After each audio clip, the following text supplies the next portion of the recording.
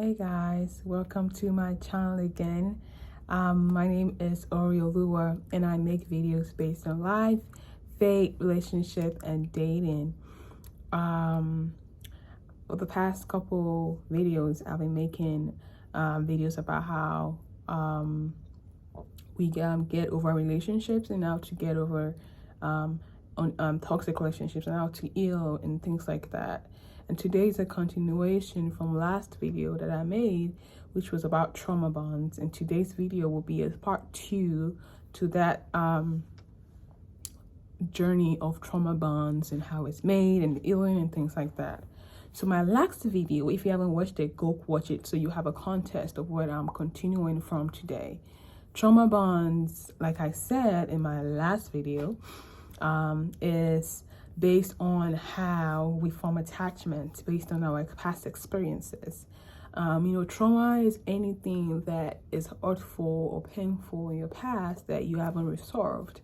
Anything that comes with guilt, that comes with pain, that comes with hiding. Sometimes you want to, things that you want to talk about, things that you've been desensitized to, meaning you don't feel anything that much, you just numb about. Those are things that I would recommend as a trauma.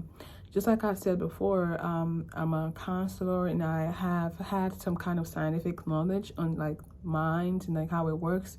But because I'm a Christian and I believe in God, I believe in Jesus, my views would come from that place also.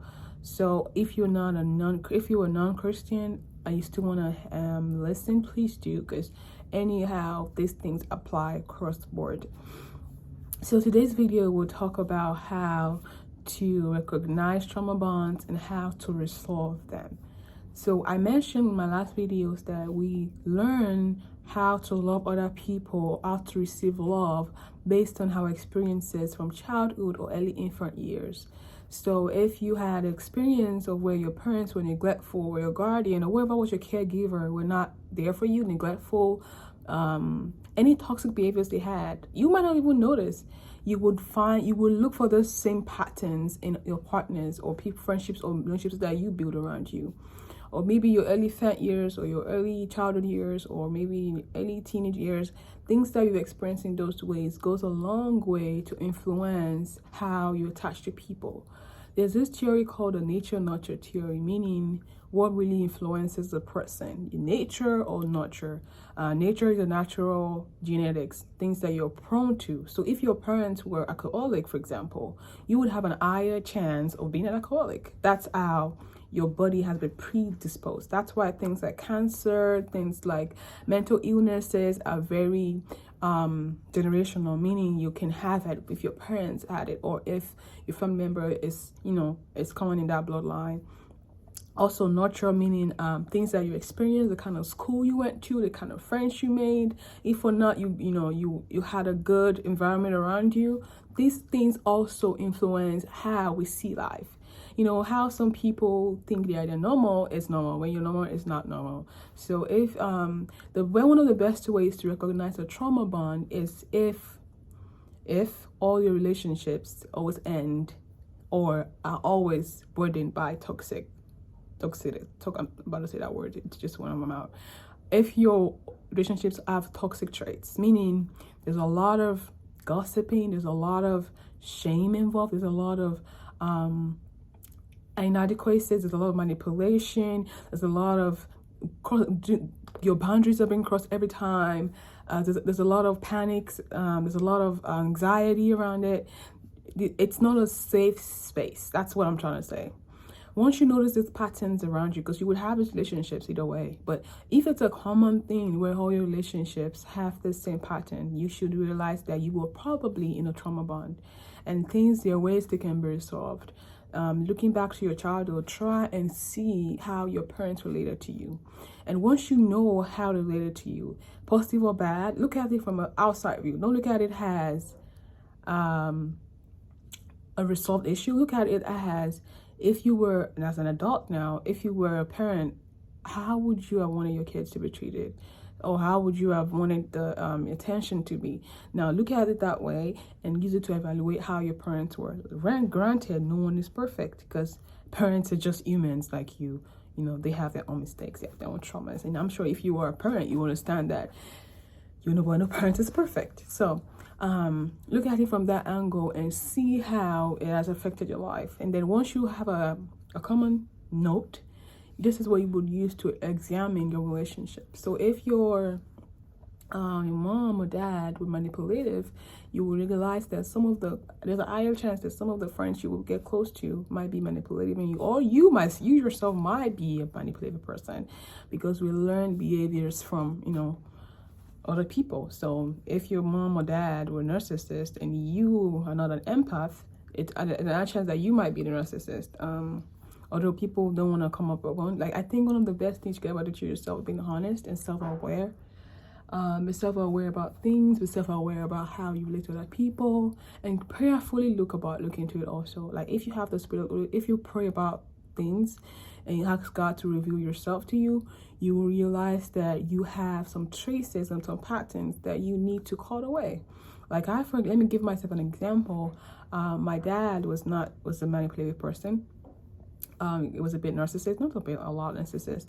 And as I grew up, I became an empath, and meaning that I had a way of just knowing how people felt, and how, like, I was very sensitive to other people's emotions. If I go into a room, I just knew what those were hurting. I just had that thing inside of me, which is a good thing.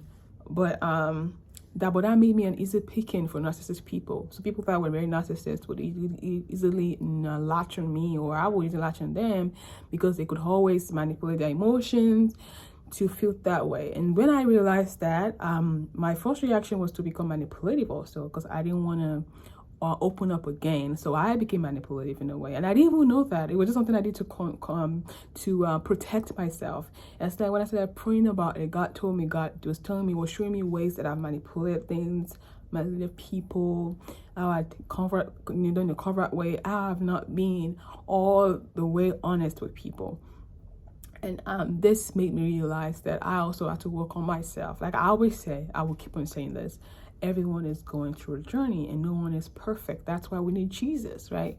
So one of the ways you can realize that is, 1, trace your roots to your childhood, write out details. 2, prayerfully ask God to show you ways that you need to resolve this trauma bonds, or ways that you are having trauma bonds in your life. And obviously, if you have a good mentor around you, you can always open up to them and they will talk to you about things like that. And if you really, really are lost for words of what to do, you could also go for therapy. Therapy is a very effective way to help people resolve so many issues. And I know that therapy is not cheap. So if you can have enough money to, go for therapy, there's a lot of self-diagnostic tools out there. There's a lot of videos on YouTube. There's a lot of videos online, a lot of books, self-help books you can read. There's so many things that you can go through to help you figure out how to resolve your life. And like I always say, you should learn to make yourself the important person. You are the most important person. You should care about you. And that's a way to resolve trauma bonds. And as it relates to dating relationships and things like that, if you don't resolve this trauma or seek help or heal, you will keep on attracting people that remind you of those people that caused the trauma. Let me say it again. If you don't resolve your traumas, you will end up attracting, dating, even marrying or having kids with people that cause the same trauma to you. Meaning, you will look for lookalikes of people that cause the first trauma to you, and then you keep on killing that cycle of traumas. So that is why it is key to work on your traumas first before you go into relationships. The point where you want to be in a relationship so bad that you don't want to work on yourself, that's the point where you need to take a time and sit still. The Bible says that 2 is better than 1. Yes, that is true. It's better for a man to be with someone. That is true. But the Bible also says that 2 cannot work together except they agree, right? So if you keep attracting people that are not godly, that are not faithful with God, they're not, healing, they're going through much addictions, I think it's time you just took out a little bit of time to yourself to heal. Because I think one of the best things advice I got from an author was that to attract the right person, you have to be the right person. So in any dating relationships, in any friendship, in any kind of relationships, you have to work on yourself to being the right person. Because that way, not only would you recognize a right person, it would also make you not be so overwhelmed with being in relationships so much you forget about healing. So trauma bonds are real, and everyone in one way or the other has gone through trauma bonds, especially people from single households. This means that we have a lot of work to do before we go around making relationships. And that's it for today. It was nice talking with you guys, and as always, thank you for the likes, for the shares, for the comments. It really goes a long way to help more people watch these videos, and I will be back with another video next